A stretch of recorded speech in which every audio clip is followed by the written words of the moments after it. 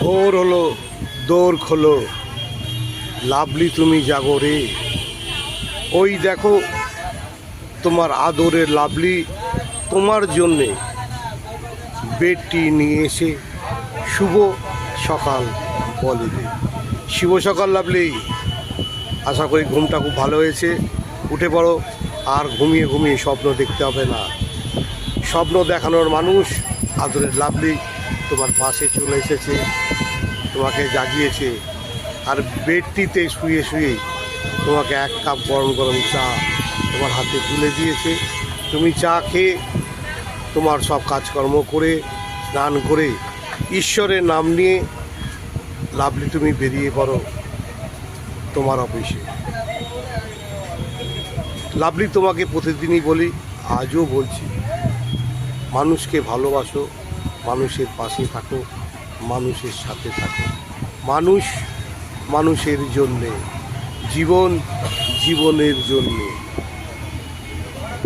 Lovely, তুমি কোনোদিন প্রশ্ন করেছো যে তুমি কে, কেন এই পৃথিবীতে এলে, কী জন্যে এলে, কে তোমাকে নিয়ে এলো? না, প্রশ্ন করোনি তুমি। কেন? আমরা কেউ প্রশ্ন করি না, আমরা জানতে চাই না। যিনি তোমাকে এই সুন্দর পৃথিবীতে পাঠিয়েছে তিনি আমাদের পৃথিবীর সৃষ্টিকর্তা, আমাদের ঈশ্বর, যাকে আমরা স্মরণ করি। তুমি অনেক পুণ্য ফলে